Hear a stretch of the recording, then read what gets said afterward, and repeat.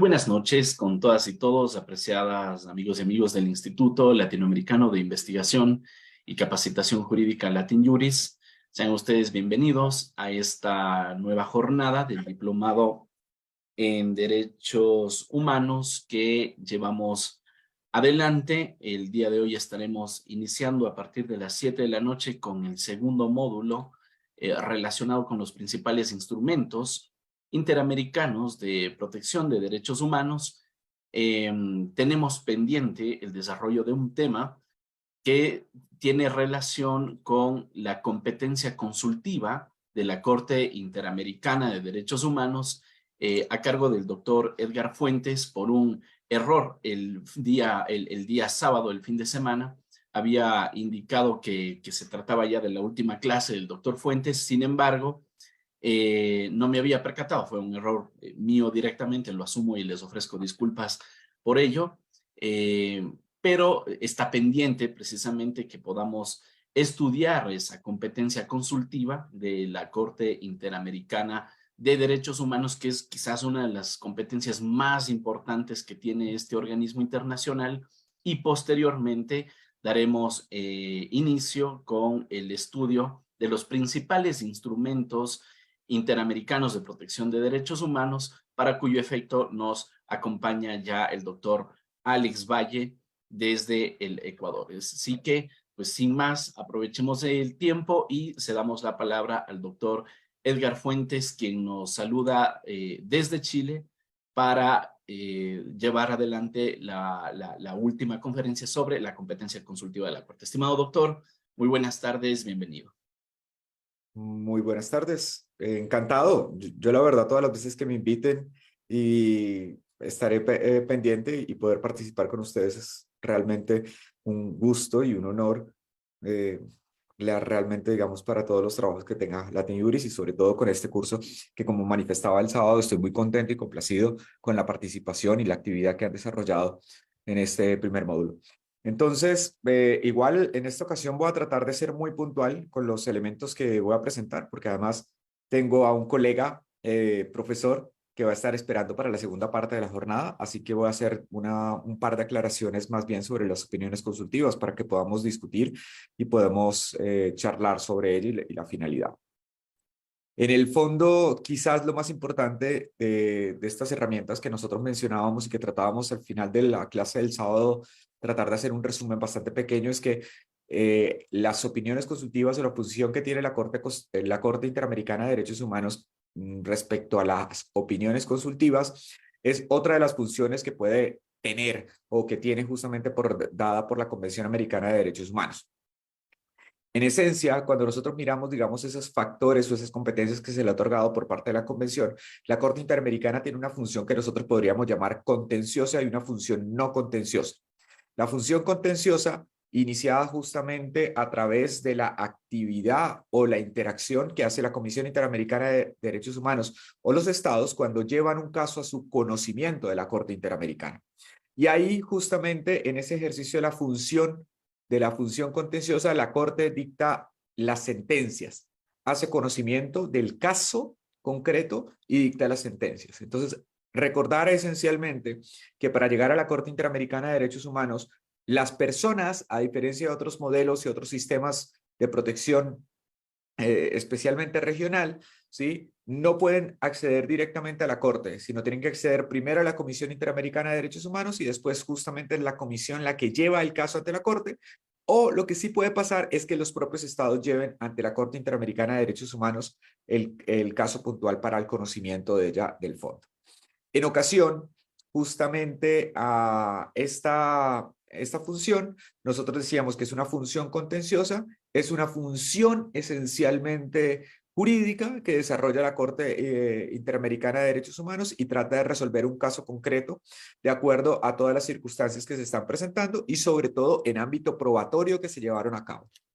De ahí que tan importante en esa función que ustedes van a ver desarrollada de manera posterior, es donde nosotros decíamos que estudia la Corte Interamericana de Derechos Humanos las obligaciones establecidas en el artículo 1.1 y 2 de la Convención Americana e incluso el artículo 26 de la Convención Americana de Derechos Humanos. Quizás no lo mencioné la clase final, justamente porque estábamos recopilando varios datos que son importantes sobre estas funciones que tiene la Corte Interamericana, pero recordar que la Corte especialmente ha diferenciado la función o la obligación de no discriminación con el derecho de la igualdad. Si ustedes se acuerdan, yo decía que justamente la Corte Interamericana tenía o más bien la Convención Interamericana de Derechos Humanos contaba con 6 obligaciones distintas. Dentro de una de ellas hablábamos de la no discriminación y veíamos el artículo 1.1 que hablaba justamente que no podía tomarse medidas que ocasionaran discriminación por sexo, raza, condición, entre otras. Esa obligación es distinta al derecho a la igualdad que ha sido reconocido en el artículo 24. Entonces, por tanto, es importante también hacer mención, porque en varias sentencias la Corte Interamericana ha reconocido esa diferencia y que no son exactamente lo mismo la obligación que el derecho a la igualdad, pero que tiene que reconocerse en cada caso concreto. Esa función contenciosa de la Corte Interamericana de Derechos Humanos se complementa con la función consultiva, que es la función que le permite justamente desarrollar un trabajo no contencioso, porque a través de la función consultiva, los estados pueden hacer 2 cosas esenciales. La principal, que es normalmente la que hacen los estados, es preguntar a la Corte Interamericana cómo se debe interpretar los preceptos que hacen parte del Corpus Juris Interamericano, especialmente la Convención Americana. Cómo interpretar en específico ese derecho contenido, ese precepto que está dentro de la Convención o entre otros de los instrumentos, como van a empezar a ver hoy en día, y cómo debería justamente tener un parámetro más o menos de aplicación. Esencialmente, en esa función o en esa consulta que se le hace, ¿sí?, la Corte Interamericana va a conocer en abstracto. No puede conocer elementos concretos ni tampoco puede ser insinuado frente a posibles casos existentes, porque eso es lo que generaría en un momento determinado, es que si el caso llega a la Corte ya tenga un prejuzgamiento sobre la situación y por tanto debería declararse inhibida frente a ese ámbito. Entonces, lo que normalmente hace la Corte Interamericana es revisar la admisibilidad de las opiniones consultivas de lo que están pidiendo los estados para garantizar que no pueda ser justamente en excusa de la función no contenciosa, estén llevando un caso contencioso o un posible caso contencioso ante el tribunal, que eso también es muy importante señalar. El otro elemento que no habíamos mencionado el día sábado, pero que también existe dentro de la función consultiva de la Corte, es que esencialmente también puede preguntársele sobre la compatibilidad de normas de derecho interno con la Convención Americana de Derechos Humanos, ¿sí? En el fondo, esa compatibilidad también tiene que tratar en la medida de lo posible ser en abstracto, es decir, para que pueda hacer un comparativo frente a los tipos de normas existentes y eso no genera necesariamente, digamos, una vulneración a una obligación en específico, sino lo que busca el Estado esencialmente es también tener, digamos, ese deber de adecuación o realización de cómo sería implementado a través de la perspectiva de la Corte Interamericana de Derechos Humanos. Entonces, es importante dar cuenta, digamos, de estos tipos de elementos, porque en el fondo ese es el sustento que le permite a la Corte conocer sobre cada uno de los casos. Veo por ahí una mano levantada, no sé si hay una duda.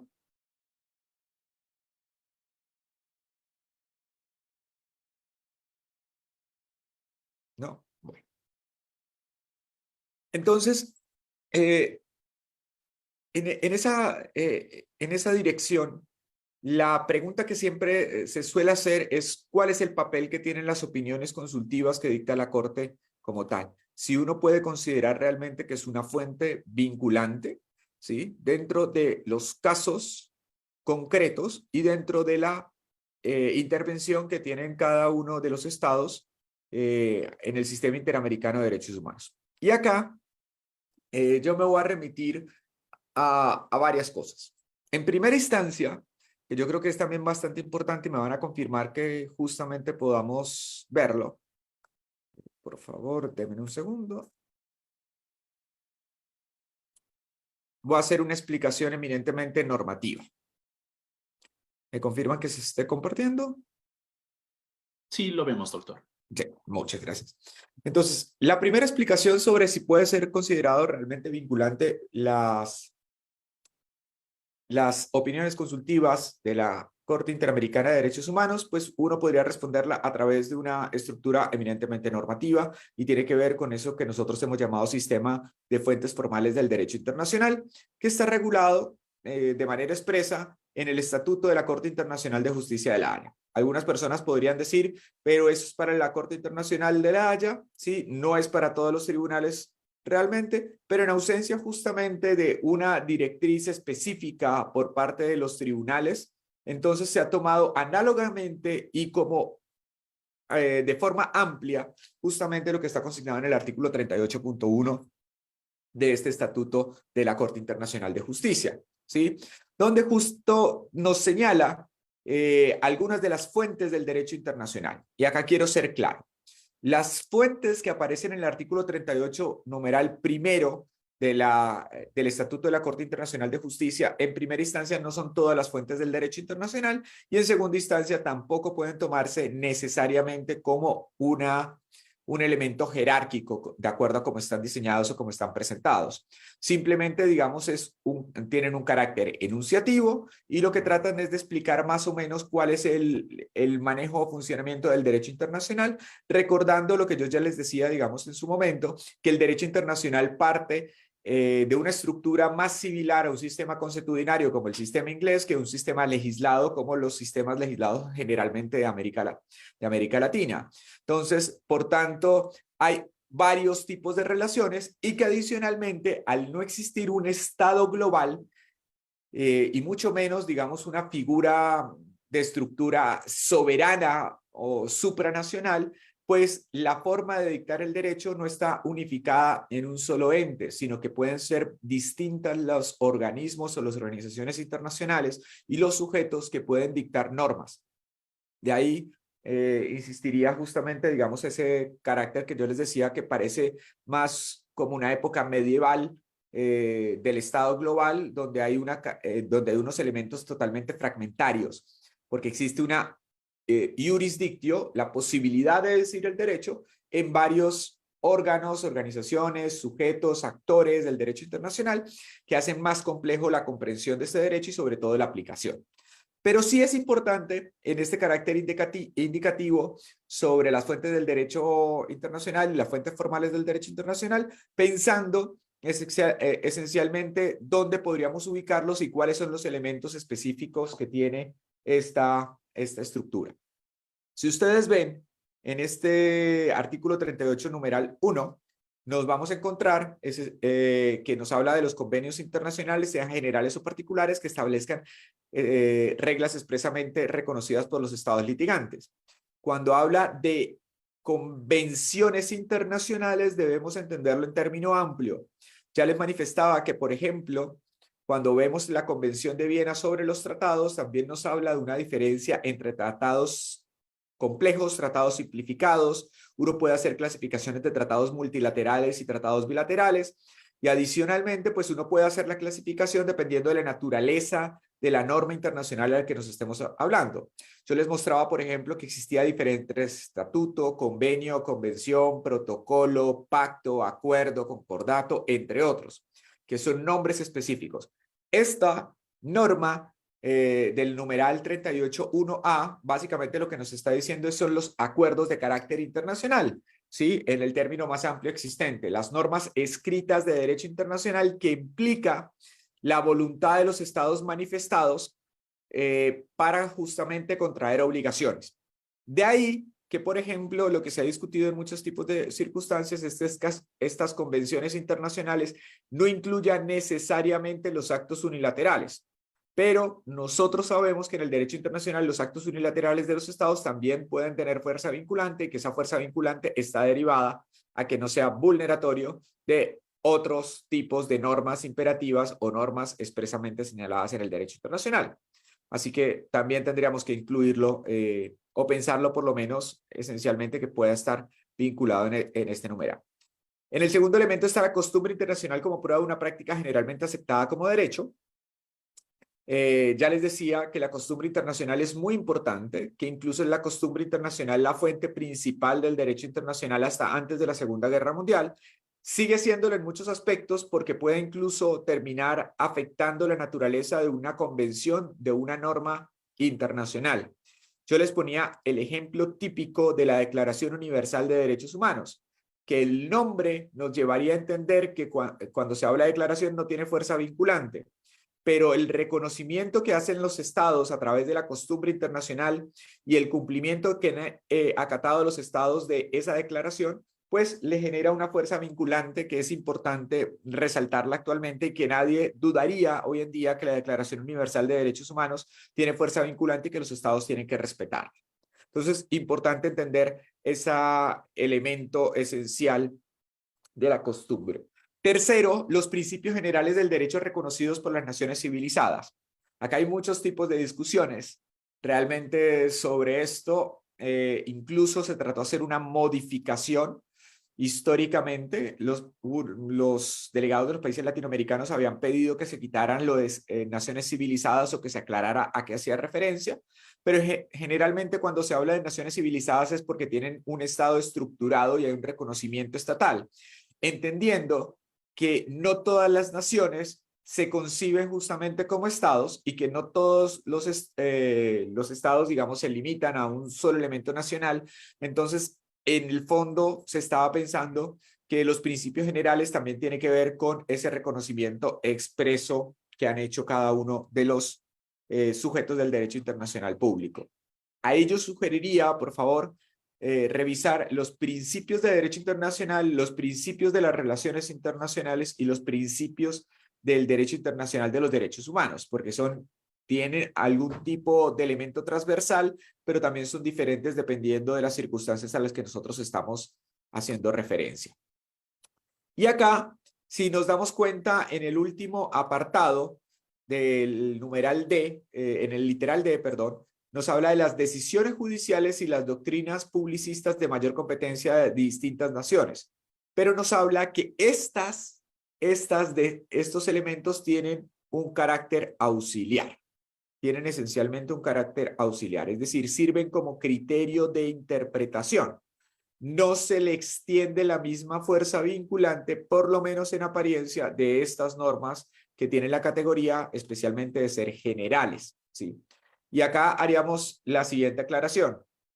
Cuando se refiere a decisiones judiciales, por supuesto, están hablando de decisiones judiciales que no competan a los estados directamente, sino decisiones judiciales donde el estado no era parte, ¿sí?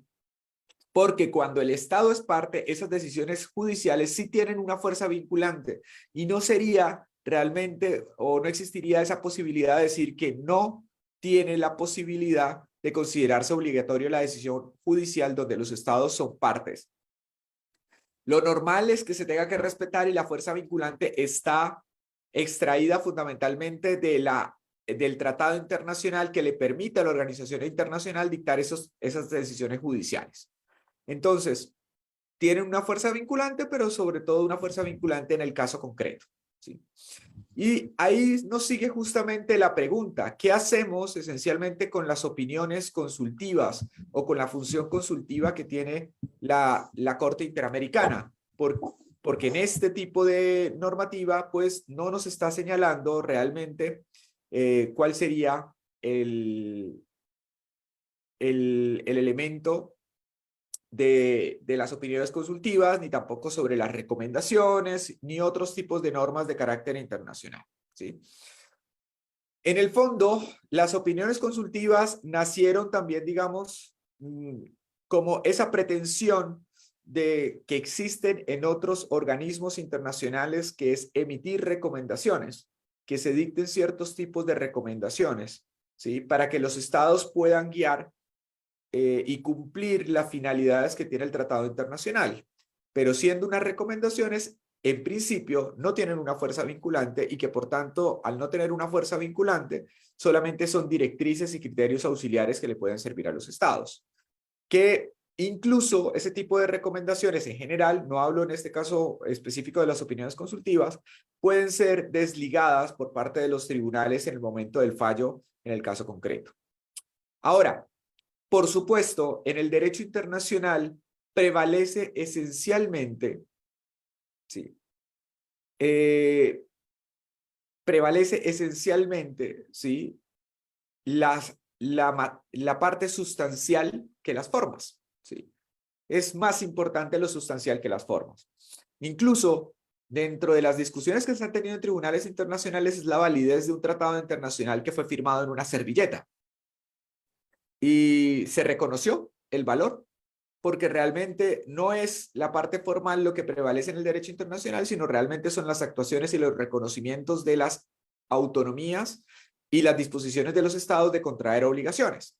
Entonces, ahí yo haría una pequeña aclaración importante sobre el término las recomendaciones. Revisen, sobre todo, no es en el caso del sistema interamericano, porque no tenemos una norma que se llame así, pero siempre revisen cuál es la naturaleza de la recomendación que se está dictando. Y voy a un caso bastante puntual, y es la Organización Internacional del Trabajo, ¿sí? Aparte de ayer la celebración del 1 de mayo, conmemoración del 1 de mayo como Día Internacional del Trabajo.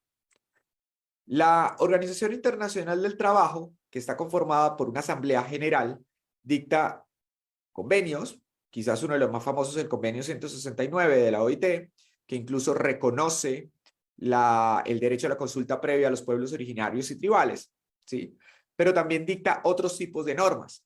Entre ellos, por ejemplo, dicta recomendaciones por parte de la Asamblea General, que son directrices que en estricto sentido son recomendaciones, ¿sí? Pero también dicta otras recomendaciones que uno no podría tomarlas realmente como sugerencias, y son aquellas que dicta el comité sindical. A pesar de que en ambos casos se llaman igual, recomendaciones que dicta la Asamblea General de la Organización Internacional del Trabajo y recomendaciones que dicta el Comité Sindical de la Organización Internacional del Trabajo, tienen una naturaleza distinta en el sentido que el Comité Sindical no está dictando en abstracto la situación, sino el Comité Sindical dicta una recomendación después de haber recibido una petición, el estudio, seguimiento de un caso concreto. Por tanto, al finalizar ese caso concreto, emite lo que formalmente se conoce como recomendación, pero termina siendo es una resolución del caso concreto que fue puesto en su competencia. De ahí que pueda cambiar su naturaleza y no simplemente tomarse como una sugerencia del comité sindical, sino que por el contrario debería tomarse realmente como una decisión, ¿sí?, cuasi jurisdiccional, que tiene unos efectos totalmente distintos a las recomendaciones que hace la Asamblea General de la Organización Internacional del Trabajo. Entonces, importante dar cuenta, ¿sí?, esencialmente de la parte sustantiva que nosotros tenemos de la norma internacional. Y en ese caso, yo insistiría ahora, en el caso de las opiniones consultivas, también analizar a qué estamos haciendo referencia con las opiniones consultivas y qué es lo que está resolviendo esa opinión. Por supuesto, va a tener, digamos, una trascendencia bastante distinto si la pregunta que se le hace a la Corte Interamericana de Derechos Humanos es sobre la compatibilidad de una norma de carácter interno con el sistema interamericano, y otra muy distinta es de una interpretación de las normas que hacen parte del corpus juris, ¿sí? A pesar de que ambas se llamen opinión consultiva, incluso dentro de casos concretos puede ser que tengan una trascendencia totalmente distinta y que tendríamos que modular esos efectos que se tienen sobre cada una de las decisiones que se están dictando y que se están profiriendo por este tribunal, ¿sí? Entonces, muy importante también revisar esos aspectos y observar cuál sería, digamos, la finalidad y por dónde inició esa opinión consultiva que se está dictando por la Corte Interamericana de Derechos Humanos. Lo mínimo que siempre va a suceder es que termine siendo un criterio auxiliar de interpretación, ¿sí? Un criterio auxiliar de interpretación, en el sentido de la posibilidad que sea utilizado para fallar de manera posterior casos concretos por la Corte, ¿sí? Un criterio auxiliar de interpretación en el sentido que pueda servir como material interpretativo para los fallos que va a dictar posteriormente la Corte. Cuando me están preguntando por acá, Geoffrey Santiago, cuando un Estado, si es parte y existe una decisión judicial, pero no se adopta, ¿significa irse en contra de la seguridad jurídica? En el fondo, un Estado no debería no cumplir la decisión judicial. Lo que pasa es que también ha estado mediado también por decisiones políticas, por las decisiones de interacciones con el sistema interamericano y con otros tipos de sistemas. Hay casos muy famosos a nivel del derecho internacional, lamentablemente. eh, yo conozco uno de los más recientes que fue el de Colombia en la Corte Internacional de Justicia de La Haya, que dice, acato pero no cumplo la sentencia, y que al final es casi un poco una burla al sistema internacional de derecho, y que terminó echándose un poco para atrás porque pues al final esas declaraciones que se hicieron en su momento sirvieron de sustento para que después la Corte Internacional de Justicia, en cumplimiento del acatamiento del fallo, pues dictara también sentencias y resoluciones posteriores. Entonces, ahí hay que tener mucho cuidado con esa decisión de cumplir o no cumplir con las sentencias de carácter judicial a nivel internacional, ¿sí? La Corte, por ejemplo, interamericana, no solamente dicta sentencias de fondos y reparaciones, sino también sentencias de seguimiento. Y entonces de manera constante va a pedir los informes al Estado cuál es la situación o cuál es la condición de cumplimiento de las sentencias que se dictaron en contra del Estado. Así que pues hay un control que puede ser también gradual y que también es muy significativo por lo que les mencionaba de cómo funciona esencialmente el sistema internacional de derecho público, que como está basado en la buena fe, si justamente yo no cumplo las decisiones, ¿sí? O no cumplo los tratados internacionales, pues no van a querer contratar o no van a querer justamente acercarse los otros estados o las otras organizaciones para avalar lo que yo estoy haciendo, y termina generándose un bloqueo político frente a lo que se está generando. Raúl tiene levantada la mano y mientras tanto voy leyendo la pregunta de Marco. Por favor, Raúl. Doctor, buenas noches. Tenía Buenas una noches. pregunta con respecto a las opiniones consultivas. Sí. Y ya que la opinión consultiva OC 24/17, en el que la Corte dice que el matrimonio igualitario debería ser permitido, fue usada en Ecuador para igual permitir el matrimonio igualitario, y la Corte en la sentencia analiza la opinión consultiva como un instrumento internacional de derechos humanos. Entonces, quisiera que me indique su punto de vista acerca de esta interpretación de la Corte Constitucional del Ecuador. Mm, a ver, hay un elemento que es bastante importante, ¿sí? En el fondo sigue funcionando como un criterio, porque entiendo que la Corte, por lo menos lo que están manifestando, no conozco la sentencia completa, pero la Corte no dijo, tengo que cumplir la opinión consultiva, sino que dijo justamente que iba a tomar la opinión consultiva como elemento interpretativo para justamente analizar si la ley era constitucional o no, entendería yo. Sí. Si ese es el caso, o no sé si el doctor Demer me podría aclarar, o pidió justamente directamente la aplicación directa. Sí, bueno, lo que pasa es que en el caso ecuatoriano, como la Ujú. Constitución hace una referencia al término instrumentos internacionales de derechos humanos, lo que sucedió fue que haciendo una Ah, claro. interpretación pro homine, se estableció la palabra instrumentos en un sentido amplio y se consideró a la opinión consultiva precisamente como parte del soft law y por lo tanto como instrumento de carácter no solamente que coadyuva la interpretación, sino con carácter vinculante, a pesar de que el Ecuador no había solicitado esa opinión.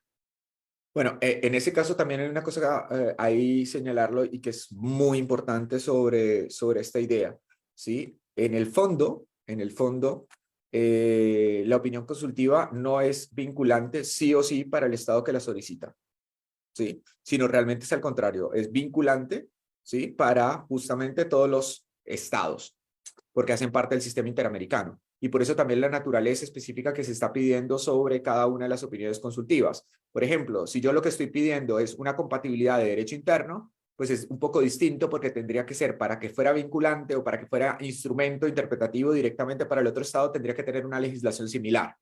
Pero en el caso de lo que yo estoy pidiendo es la interpretación esencialmente de un artículo de la convención, ¿sí? Entonces, en ese caso, el artículo de la convención no solamente es interpretable para el estado que está pidiendo, sino realmente para todos los estados adicionales. Yo les voy a pasar por acá un artículo que a mí me parece muy interesante sobre el profesor Bio Grossi, que fue justamente parte de la Corte Interamericana de Derechos Humanos, murió hace poco, ¿sí? Donde él incluso reconoce el parámetro y el uso que deberían tener las opiniones consultivas, ¿sí? Siendo juez de la Corte Interamericana, reconoce justamente que llega y dice, ojo con las opiniones consultivas. Ahora, entiendo, y hay una cosa que dice Bio Grossi, que es ahora entiendo un poco más también lo que está mencionando el doctor Damián, ¿sí? Bio Grossi nos dice en ese artículo una cosa esencial. Dice, las opiniones consultivas pueden tener fuerza vinculante de acuerdo a lo que lo determinen también los propios estados. Entonces, si constitucionalmente yo le reconozco a la opinión consultiva una fuerza vinculante porque así fue decisión del estado, yo como Corte Interamericana no puedo hacer caso contrario. Ahora, para mí, realmente, vuelvo, insisto, y se los mencionaba también, uno tiene que ser un poco moderado frente a ese uso de las opiniones consultivas y los elementos, ¿sí? Y diferenciar, digamos, lo que tiene fuerza vinculante, más allá de lo que diga también y se mencione directamente en los textos constitucionales, sino también, digamos, en el punto específico también de los desarrollos que se van a hacer día a día. En el sentido que una de las preocupaciones muy grandes que me genera a mí es pensar realmente cómo estarían conformadas las constituciones actualmente del contexto latinoamericano, ¿sí? ¿Cuántas son las páginas que puede tener una constitución en el contexto latinoamericano? ¿Sí? Bueno, Ecuador tiene una de las constituciones más largas del mundo, si no es la constitución más larga, ¿sí? Y adicionalmente entonces tendríamos que sumarle todos los instrumentos que existen esencialmente, que han sido firmados, ratificados o que están vinculados al Ecuador. Bueno, además se dice instrumentos internacionales de derechos humanos, ¿sí? No sé si podríamos leer de pronto el artículo puntual, si dice instrumentos internacionales de derechos humanos, si no tiene una restricción puntual al Ecuador, podría ser incluso más llamativo, porque entonces uno podría llegar y decir, pues un instrumento internacional de derechos humanos puede ser lo que dicte la Corte Africana de Derechos Humanos y de los Pueblos, por ejemplo, la Corte Europea de Derechos Humanos. Entonces, claro, y por principio pro homine, uno podría llegar y decir, pues allá se protege mejor, entonces voy a utilizarlo. Y a ver, yo entiendo, digamos, ese elemento, pero también entiendo que tiene que pasar, digamos, por términos de prudencia dentro de los estados, porque puede ser un poco más complejo como tal. No sé si tienen Doctor, ¿me sí. permite compartir la pantalla, Sí, por favor? por favor. A ver, lo tengo por aquí. Es este artículo de aquí, el 426. Justo por aquí están, ¿no? Los derechos consagrados en la Constitución y los instrumentos internacionales de derechos humanos, ¿no? Entonces fue justamente este artículo el que citó la Corte Constitucional en el caso del matrimonio igualitario, pero esto también lo hizo en concordancia con el artículo 11, numeral 5, me parece. Sí, esta. En materia de derechos y garantías, las servidoras y servidores públicos, administrativos o judiciales deberán aplicar la norma y la interpretación que más favorezca su efectiva vigencia. Entonces, claro, sucedió que la Corte llegó a establecer que el artículo 68, me parece que es del matrimonio, sí, que el artículo 68 era restrictivo si es que se lo interpretaba literalmente. Sí. Porque, bueno, literalmente la Constitución dice que el matrimonio es la unión de hombre y mujer, ¿no es cierto? Lo dice expresamente aquí, eh, eh, porque se refiere, ¿no?, a parejas de distinto sexo. Pero entonces lo que hizo la Corte Constitucional fue, aplicando el 436 y el 11 numeral 5, hacer una interpretación de este de esta opinión consultiva, la 2417, como un instrumento más favorable para el ejercicio de los derechos.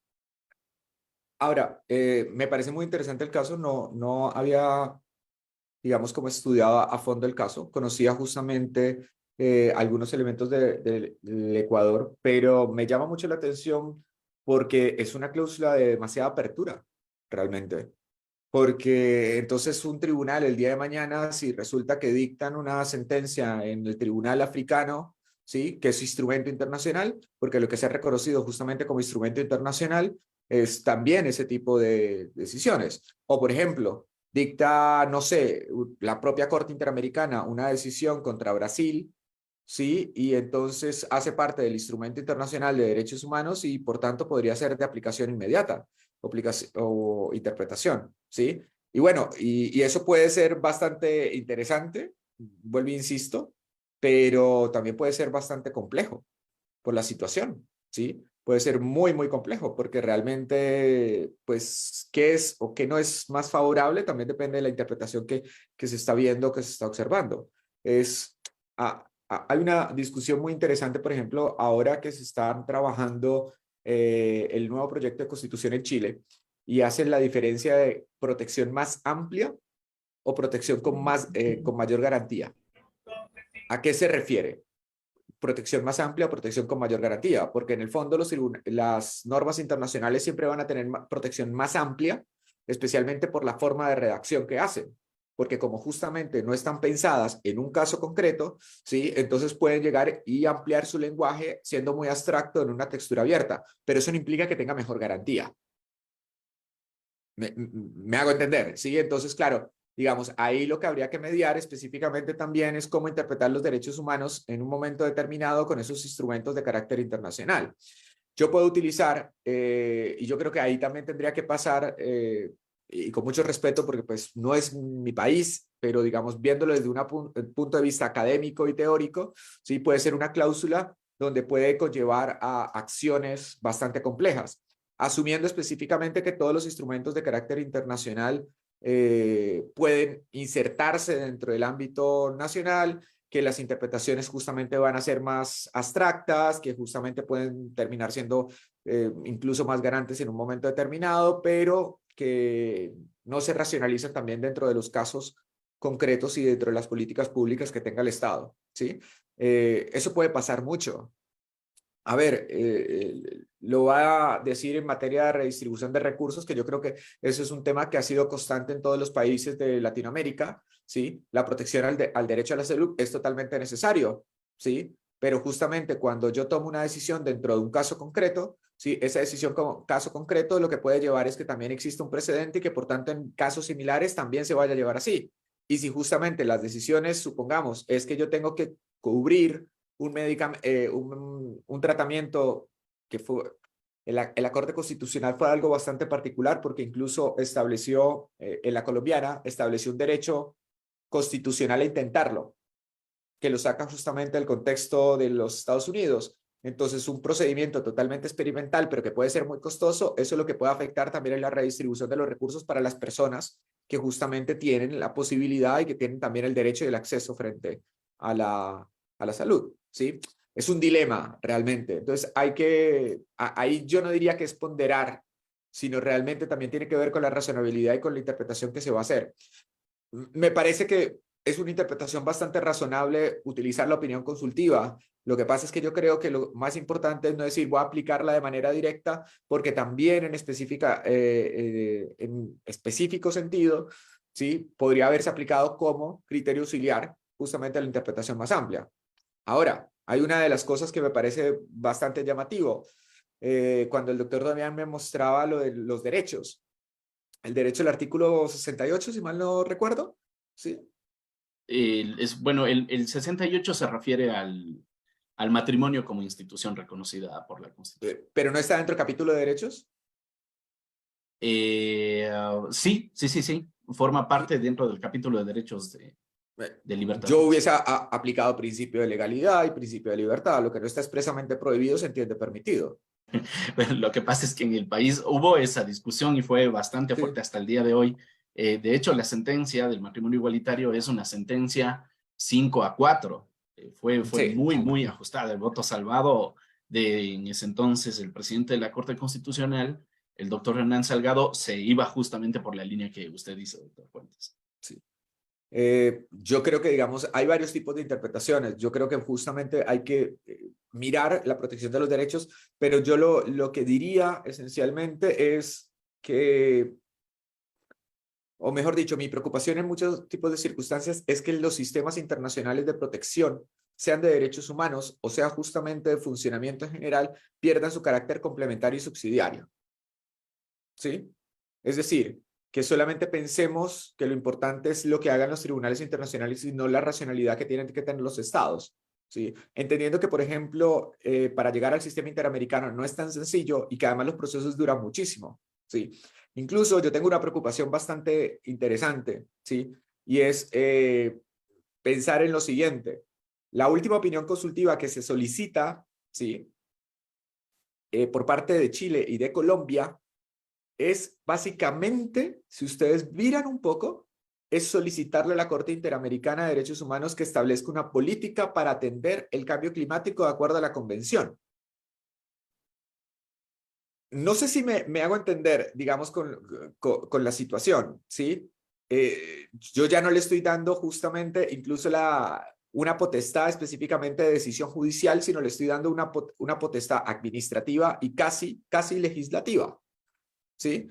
Que si bien tenemos que reconocer que el cambio climático no es un asunto solo y exclusivamente de un país, ¿sí? Sino que realmente nos compete a todos y que justamente todos tenemos que trabajar para ello, yo no sé si la solución específicamente es utilizar a la Corte, ¿sí? Para que justamente haga un pronunciamiento que pueda ser general de un planteamiento de políticas públicas que puede llevar, digamos, a ciertos tipos de complicaciones. Porque también lo que puede pasar en un momento determinado que algunos países dicen, esto demuestra que la Corte está extralimitando sus funciones, que está generando un activismo judicial, que pasa justamente de ser principio de jurisdicción universal a ser principio justamente de legislador universal. Y eso puede llevar varios tipos de contradicciones, porque al final es lo que ha pasado también en muchos contextos, que al final terminan delegitimados los contextos internacionales porque están utilizados de manera equivocada o errada también, excediendo las funciones que pueden tener. Entonces, yo cuidaría mucho también, digamos eso. O sea, para mí, el sistema interamericano de derechos humanos es una joya. Sí, y cuando hablo una joya de la corona de que nosotros tenemos en la protección de los derechos humanos, pero también, digamos, como joya implica que nosotros tenemos que tener, digamos, unas garantías y una figura de lo que estamos haciendo para que justamente no se vaya a malgastar, ¿sí? Porque si no, al final tampoco se va a poder solucionar todos los casos a través del sistema interamericano, ¿sí? Y olvidamos que también pues los países tienen que tener una responsabilidad y que nosotros mismos tenemos que tener una responsabilidad para el desarrollo de eso. Me pregunta sobre la Corte Internacional de Justicia de la Haya. Básicamente la Corte Internacional de Justicia de la Haya pues tiene, digamos, las competencias que son otorgadas por Naciones Unidas. En el caso latinoamericano, sobre todo, ha buscado justamente resolver temas limítrofes, que son los más comunes. ¿Sí? Por ejemplo, ha utilizado criterios, hay un caso bastante común y constante, diría yo, de un problema entre Bolivia y Chile. El último fallo justamente fue sobre el paso por el río para salida al mar. También Colombia ha tenido muchos casos contra Nicaragua por el asunto de San Andrés, ¿sí? Pero ha tenido muchos problemas limítrofes que no solamente se quedan en los problemas limítrofes, pero sobre todo en el caso latinoamericano ha estado más vinculado sobre ello. Las resoluciones que emite también la Corte Internacional de Justicia son resoluciones de seguimiento para los casos y que justamente pueden hacer reaperturas de esos casos porque simplemente no terminan con una sentencia, ¿sí? En caso de enfermedades, ¿cuál es su criterio sobre la posición de la Corte Constitucional colombiana sobre la eutanasia en caso de enfermedades graves e incurables?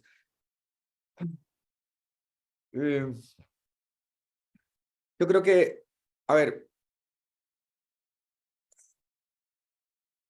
es que en este aspecto yo creo que también uno tiene que revisar y yo creo que lo que mencionaba el doctor Damián es muy importante también, que son temas que no se solucionan tan fácilmente porque las decisiones incluso terminan siendo 5-4, ¿sí? O terminan siendo muy ajustadas.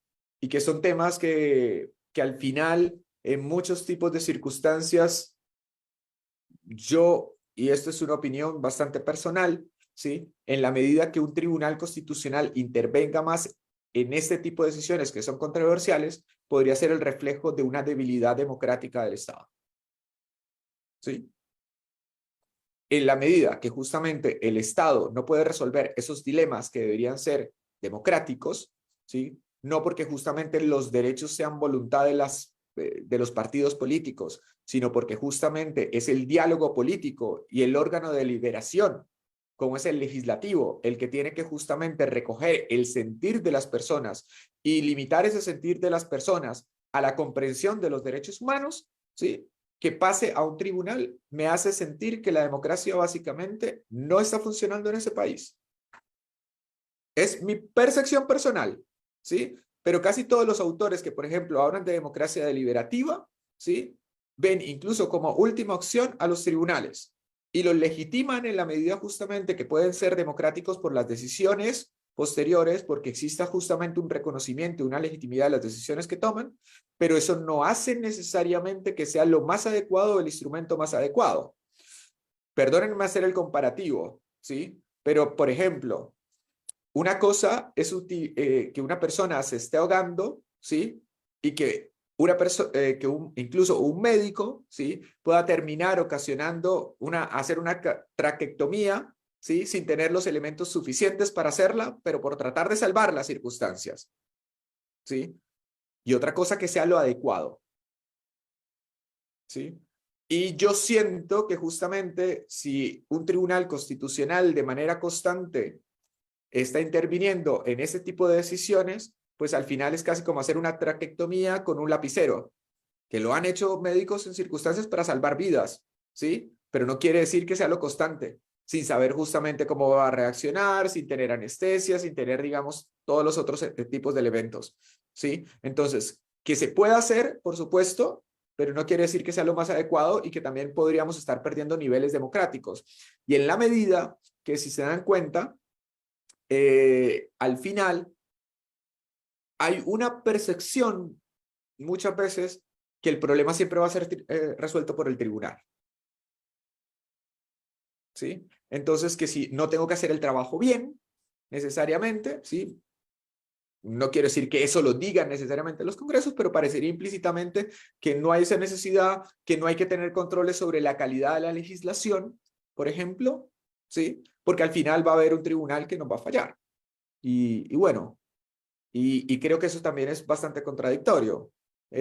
Vuelvo e insisto, el problema específico de que el Ejecutivo fuera el que hiciera el control de constitucionalidad, ¿sí? Uno podría llegar y decir, pues era notorio que iban a caer en lo que pasó en el Tercer Reich, ¿sí?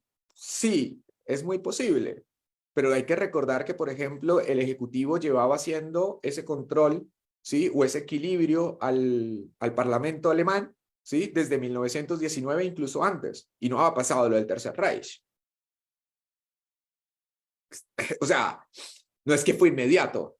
Entonces hay que tener, digamos, ese tipo de elementos. Y yo creo que ahí lo que es importante también señalar sobre todo. Y en Colombia, a mí, por ejemplo, me llamó mucho la atención que hubo la discusión mucho sobre lo de la sentencia del aborto, que buena parte de los salvamentos de voto fueron de mujeres. Y eso significaría un estudio bastante interesante, independientemente que las personas estén o no estén de acuerdo con el aborto, ¿no? Si la mayor parte que hacen salvamento, porque también la discusión en un momento determinado era que no había participación, que justamente no se podía las mujeres tener esa participación para la toma de decisiones, pero son los salvamentos de voto y no se toma también en cuenta, esa referencia puede llevar a muchas cosas. Hay muchos supuestos que es importante tener en cuenta y analizar. Y yo creo que el sistema interamericano, por eso cuidaría mucho también lo de las opiniones consultivas, cuál es el nivel que nosotros le vamos a dar, ¿sí? Porque pues al final la Corte Interamericana está hablando en abstracto y en un contexto ideal, ¿sí? Y en eso, discúlpenme, yo soy más aristotélico que platónico, ¿sí? Yo creo que la ciencia política y la filosofía política es un asunto más práctico que ideal. Y creo que esencialmente en esa idea, ¿sí? Hay que pensarse mucho, digamos, esa realidad que tienen los sistemas interamericanos para tratar de protegerlos como realmente se necesitan. Yo creo que eso también ha sido un éxito del sistema europeo, ¿sí? Ha sido un éxito en el sistema europeo. Alguien me dirá, es que ya no se violan tanto derechos humanos. Si vieran los casos del sistema europeo, se darían cuenta. Desde esterilizaciones forzadas, al igual que ha pasado en el contexto latinoamericano, ¿sí? Hasta contextos masivos, justamente de violaciones, matanzas, masacres, invasiones, ¿sí? O sea que no es que tengan los casos sencillos que uno pueda darse cuenta, ¿sí? Les invitaría a ver lo de las esterilizaciones forzadas, porque uno pensaría que eso solamente pasó durante el régimen nazi, no, eso fue después. Y en el caso latinoamericano, nosotros sabemos que eso pasó, incluso casi finalizando el siglo XX, ¿sí? En un país latinoamericano, ¿sí? Pero no creo que haya sido el único, porque después en una investigación que tuve la oportunidad de hacer, me di cuenta que en Colombia también habían reportes de esas esterilizaciones por ciertos grupos armados, entonces, al margen de la ley. Entonces, ahí hay ciertos tipos de dilemas que uno tendría que justamente contabilizarse. Bueno, me quedan 5 minutos, pero también al profesor que va a iniciar, es un tema difícil. Yo miraría también, digamos, los instrumentos constitucionales. Los invitaría a, a volver a las teorías de coordinación y acoplamiento, ¿sí? Pero no estoy hablando necesariamente del monismo y el dualismo, que son las teorías clásicas, sino incluso las teorías actuales como tales, ¿sí? Y voy a decir una cosa que puede ser bastante compleja, ¿sí? Pero ojo con los constitucionalismos excesivamente aspiracionales o paliativos, ¿sí?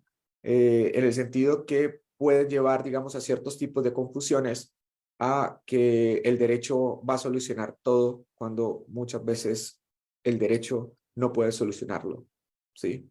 Porque el derecho al final sigue siendo una ficción, ¿sí? Y realmente lo más importante también es la responsabilidad que nosotros tenemos del cumplimiento.